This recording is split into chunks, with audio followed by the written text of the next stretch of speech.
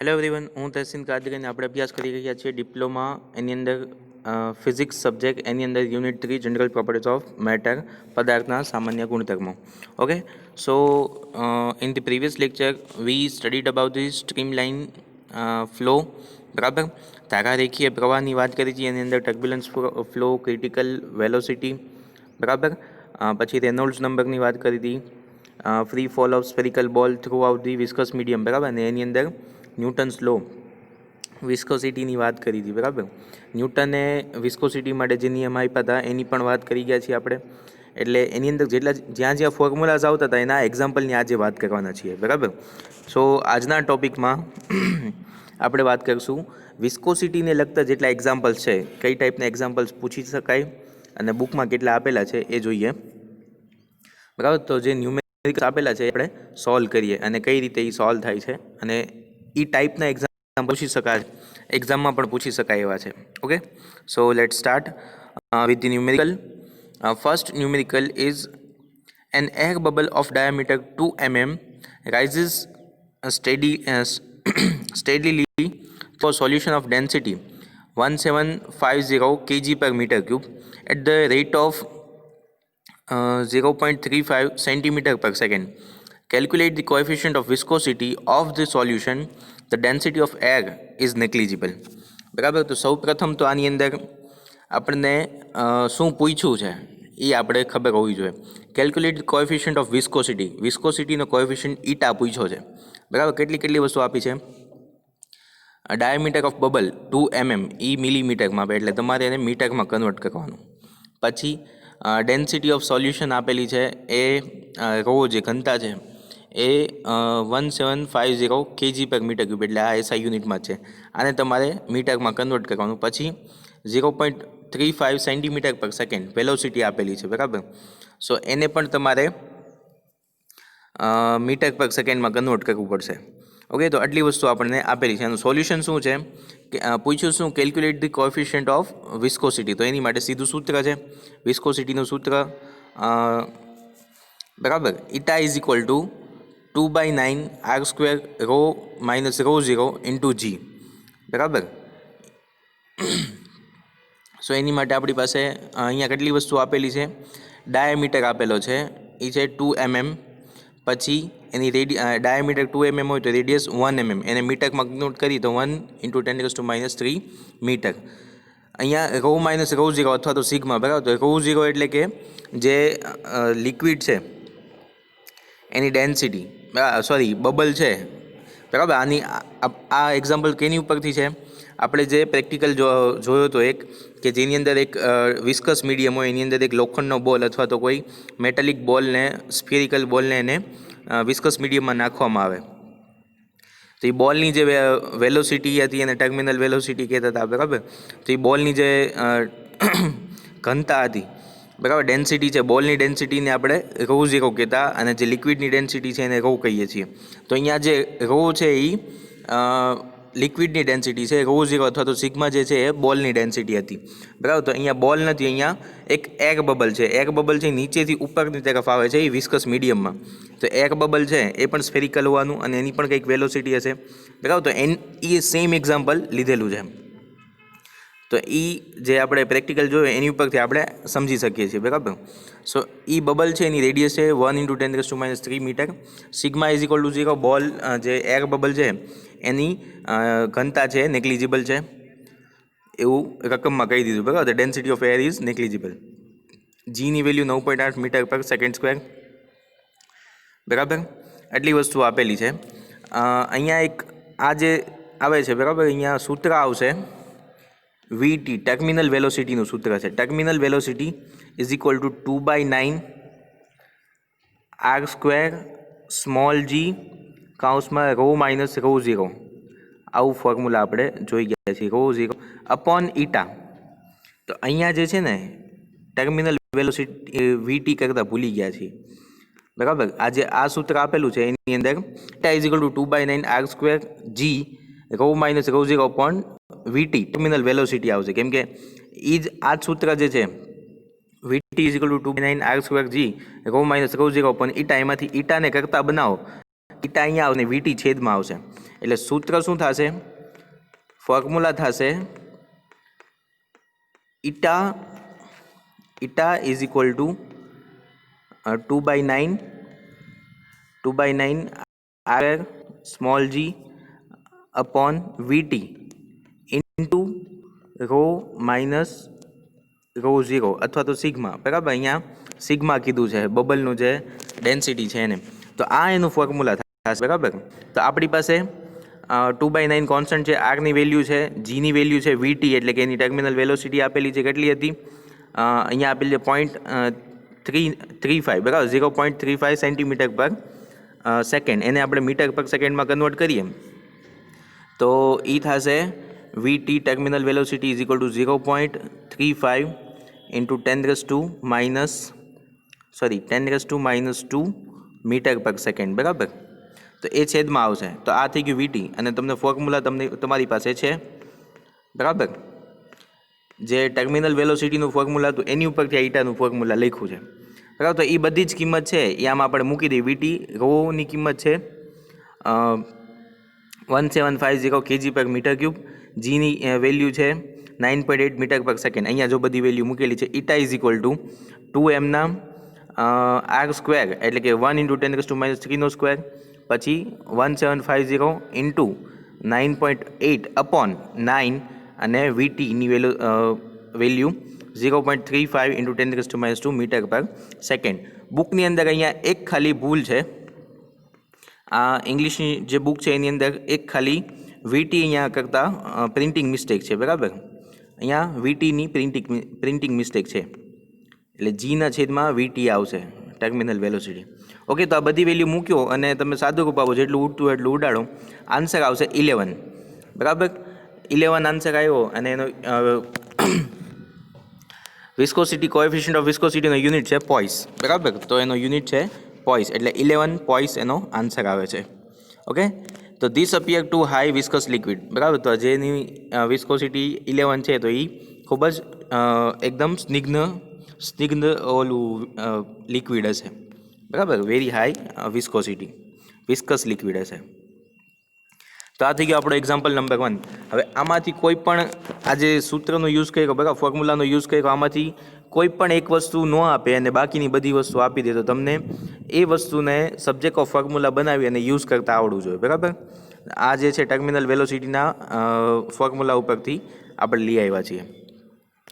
Then next example number 2, बराबर।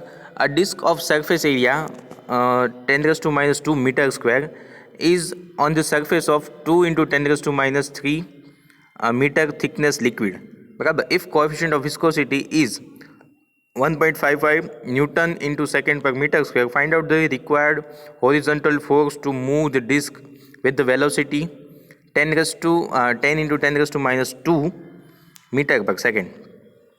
Simple example है, बराबर। आ एक्जाम्पल शेनु छे, आ बॉयंट फोर्सनु एक्जाम्पल है, बराबर, कि एक लिक्विड है एनी पर एक डिस्क ने नाखवामां आवे छे। ए डिस्क एनी पर मूकवामां आवे तो ए डिस्क ने 10 × 10⁻² जेटला मीटर पर सेकेंड वेलोसिटी थी होरिजोंटल फोर्स थी एने नीचे धकेलवामां आवे, बराबर। तो ये होरिजोंटल फोर्स કેટલું હશે એમ પૂછ્યું છે, बराबर। અહીંયા પૂછ્યું find out the required horizontal force. હવે જે હોરિઝોન્ટલ फोर्स હશે એ કયું फोर्स હશે? बॉयंट फोर्स अथवा तो अपथ्रस्ट फोर्स, बराबर, जे आपणे उत्प्लावक बळ कहीए छीए। तो उत्प्लावक बळ माटे न्यूटने शुं कीधुं? न्यूटन लॉ ऑफ विस्कोसिटी में एवुं कीधुं कि F is proportional to surface area. एक तो सरफेस एरिया उपर ना साथे प्रोपोर्शनल में होय, बीजू F is proportional to velocity gradient V2 - V1 upon small d, बराबर। त्यां V2 - V1 है ये બે સ્તરો વચ્ચેની રિલેટિવ વેલોસિટી છે અને સ્મોલ ડી છે એ બે વચ્ચેનું ડિસ્ટન્સ છે, બરાબર। તો આપણે જોઈએ અને ફાઇનલી આ બધું તમે ભેગું કરો તો F is proportional two A V2 - V1 upon small d આવું થશે। અને જો પ્રોપોર્શનાલિટી રિમૂવ કરો F is equal two eta समप्रमाणता गुणांक एक आवशे। प्रोपोर्शनालिटी साइन दूर करो एटले ईटा जे कॉन्स्टंट है velocity viscosity constant coefficient of viscosity A introduce थशे, बराबर। तो सेम आ फॉर्म्युलानो यूज करवानो छे આ એક્ઝામ્પલ સોલ્વ કરવા માટે, બરાબર. F is equal to eta A V2 minus V1. તો અહીંયા આપણને આપેલું છે સરફેસ એરિયા એક તો આપેલું છે, બરાબર, 10⁻² મીટર સ્ક્વેર. ધેન V2 આપેલું છે 10 × 10⁻². એની જે વેલોસિટી છે એ ઉપરના જે લેયરની છે. V1 ફાઇનલ નીચેનું લેયર છે તો એ જમીન સાથે જ અડેલું હશે તો એની વેલોસિટી છે 0, બરાબર. પછી બે જે લેયર છે લિક્વિડના એની વચ્ચેનો ડિસ્ટન્સ, બરાબર, અહીંયા કહી દઉં કે આટલું થીક લિક્વિડનું લેયર છે, બરાબર, આટલું થિકનેસવાળું લિક્વિડ છે, તો એ બે વચ્ચેનું ડિસ્ટન્સ કેટલું 2 × 10⁻³ મીટર. પછી અહીંયા આપી દીધું છે coefficient of viscosity eta is equal to 1.55 newton into second into metre square metre. Clear? તો બધી વસ્તુ આપેલી છે. F is equal to eta A V2 minus V1 upon D. તો એફનું ફોર્મ્યુલા મૂકી દીધું, ઇટાની વેલ્યુ મૂકી, એની વેલ્યુ મૂકી, V2 minus V1 upon D. આ બધી જ વેલ્યુ આમાં પુટ કરો એટલે તમને ફોર્સની વેલ્યુ મળી જાય. આ ફોર્સ કયું ફોર્સ હશે? બોયન્ટ ફોર્સ અથવા તો અપથ્રસ્ટ ફોર્સ અથવા તો ઉત્પ્લાવક બળ કહીએ, બરાબર, ગુજરાતીમાં એને ઉત્પ્લાવક બળ કહીએ છીએ. તો આ થઈ ગયું આપણું example number 2. Then example number 3 સાવ સિમ્પલ એક્ઝામ્પલ છે, જોઈ લઈએ. there is a tube laying in a horizontal plane, બરાબર. હોરિઝોન્ટલ એટલે કે આવી રીતે સમક્ષિતિજ દિશામાં, વર્ટિકલ એટલે આવી રીતે ઊભું થાય, બરાબર. હોરિઝોન્ટલ એટલે કે સમક્ષિતિજ દિશામાં એક પ્લેન છે, હેવિંગ અ ડાયામીટર ઓફ એક ટ્યુબ છે આવી રીતે પડી છે, એનો ડાયામીટર છે 1 સેન્ટીમીટર, બરાબર. Water flow in the tube at a rate of 12 centimetre per second, બરાબર. એની અંદરથી 12 સેન્ટીમીટર પર સેકન્ડની વેલોસિટીથી વોટર ફ્લો કરે છે. If viscosity of water is 0.01 CGS unit, બરાબર, એની વિસ્કોસિટી આપી દીધી છે. And the density of water is 1 CGS unit, એની ડેન્સિટી આપી દીધી. Calculate the Reynold number. તો પ્રીવિયસ લેક્ચરમાં આપણે જોઈ ગયા હતા, બરાબર, રેનોલ્ડ નંબર શું છે, એની ઇમ્પોર્ટન્સ શું છે, એનું મહત્વ, બરાબર.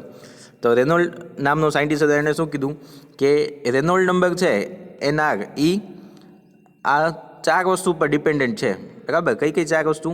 એક તો એ લિક્વિડની ડેન્સિટી, એક એની વેલોસિટી, એક ટ્યુબનો ડાયામીટર અપોન એની વિસ્કોસિટી, બરાબર. તો 4 વસ્તુ પર ડિપેન્ડન્ટ છે. તો આપણને અહીંયા 4 વસ્તુ આપી દીધી છે.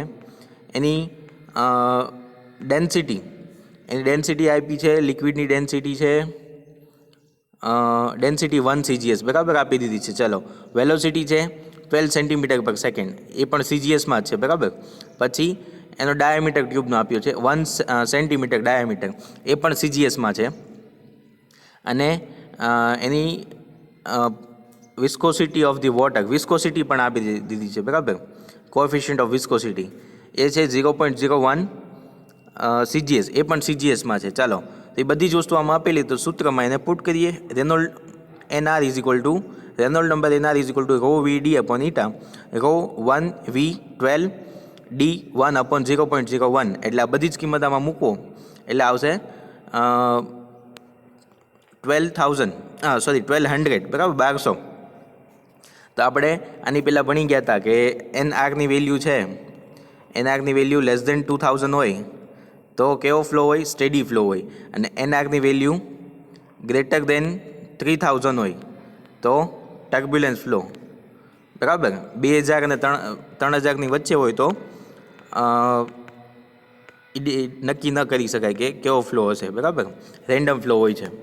તો આ થઈ ગયું રેનોલ્ડ નંબર. તમને ખાલી એટલું જ પૂછ્યું હતું આમાં, ઓકે. સિમ્પલ એક્ઝામ્પલ છે. આવો એક્ઝામ્પલ આઈ થિંક 2 માર્કમાં પૂછી શકાય, બરાબર. આ એક્ઝામ્પલ છે 2 માર્કમાં પૂછી શકાય. આ એક્ઝામ્પલ છે 3 થી 4 માર્કમાં પૂછી શકાય. આ પણ એક્ઝામ્પલ છે 3-4 માર્કમાં પૂછી શકાય, 3-1 માર્કમાં પૂછી શકાય, બરાબર. આ છે તો આ સાવ સિમ્પલ છે એટલે 2 માર્કમાં પૂછી શકાય. ફોર્થ એક્ઝામ્પલ, ફોર્થ અને લાસ્ટ તમારી બુકનો example. Determine the terminal velocity of metal sphere of radius, બરાબર. સીધું પહેલાં જ સેન્ટેન્સમાં કહી દીધું કે ટર્મિનલ વેલોસિટી ગણવાની છે, બરાબર. એક સ્ફેરિકલ બોલ છે, એની રેડિયસ છે 0.02 metre. Density of material of the sphere, જે સ્ફિયરનું મટીરિયલ છે એની ડેન્સિટી આપી છે 10.5 × 10⁻³ kg પર metre cube. Coefficient of viscosity એટલે કે ઇટા આપી દીધો છે 0.98 ન્યૂટન સેકન્ડ પર મીટર સ્ક્વેર. અને ડેન્સિટી ઓફ લિક્વિડ ઇઝ લિક્વિડની ડેન્સિટી પણ આપી દીધી છે. લિક્વિડની ડેન્સિટી છે, પછી જે સ્ફેરિકલ બોલ છે એની ડેન્સિટી આપણી પાસે છે, રો અને રો ઝીરો બંને છે. તો ટર્મિનલ વેલોસિટીનું સૂત્ર યાદ કરો શું હતું? VT is equal to 2/9 R square g rho minus rho zero upon eta. બરાબર. તો રો અને રો ઝીરો બંને આપણી પાસે છે. રો કેટલું છે? 1.5 ઇન્ટુ 10⁻³ અને રો ઝીરો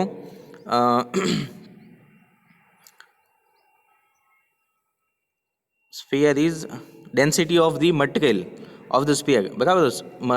સ્ફિયરના મટીરિયલની ડેન્સિટી છે 10.5 ઇન્ટુ 10⁻³.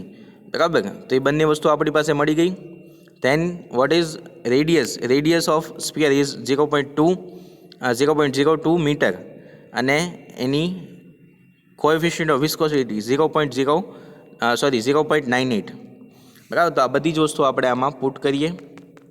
બરાબર. 2/9 R square means 0.02 square into જીની વેલ્યુ 9.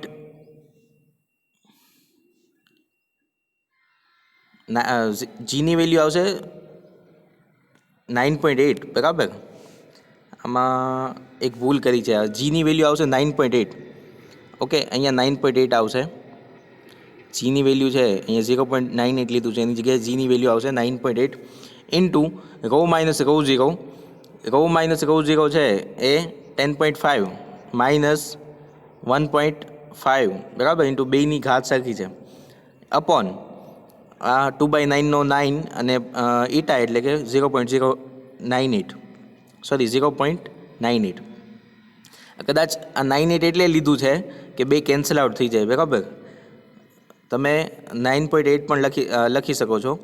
9.8 લઈ અને એની 10⁻9.8 હોય તો 10⁻1 કરવું પડે ઉપર. બરાબર. 10⁻1 અહીંયા આવશે એક ઉપર અંશમાં, કેમ કે અહીંયા 9.8ની જગ્યાએ 0.98 લીધું છે એટલે. બરાબર. આ બધું જ તમે સોલ્વ કરી નાખશો. બરાબર. જેટલું સિમ્પ્લિફિકેશન આપશો એટલે આન્સર આવશે 0.8 મીટર પર સેકન્ડ. બરાબર. કે જ્યાં આપણને જે બધી વસ્તુ આપેલી હતી, કઈ હતી? રેડિયસ આપેલી હતી, એની ડેન્સિટી આપેલી હતી, રો ઝીરો ડેન્સિટી આપેલી હતી, ઈટા આપેલું હતું, અને જીની વેલ્યુ 9.8 આવશે મીટર પર સેકન્ડ સ્ક્વેર. બટ અહીંયા 0.98 લખ્યું, એની જગ્યાએ આવશે 0.98 છે ને, એટલે અહીંયા આવશે 10⁻1. બરાબર. અને ગુણ્યા 10 કરવું પડે, મલ્ટીપ્લાય બાય 10. એટલે અહીંયા અંશમાં એક 10 આવશે અને પછી જેનો આન્સર આવી રીતે આવશે. ઓકે. તો આ થઈ ગયું આપણું એક્ઝામ્પલ નંબર 4 અને લાસ્ટ એક્ઝામ્પલ. આ એક્ઝામ્પલ સાથે આપણે આજનો લેક્ચર અહીંયા કમ્પ્લીટ કરીએ છીએ અને આપણું યુનિટ પણ અહીંયા કમ્પ્લીટ જાહેર કરીએ છીએ. ઓકે. તો આઈ થિંક કે તમને યુનિટ 1, 2, 3 અને ત્રણેયના કન્સેપ્ટ અને ત્રણેયના એક્ઝામ્પલ્સ એ સમજાઈ ગયા છે. ન સમજાય તો મને એક ફરી રૂબરૂ પૂછી શકો છો. Okay. Thank you very much for the listening whole lecture.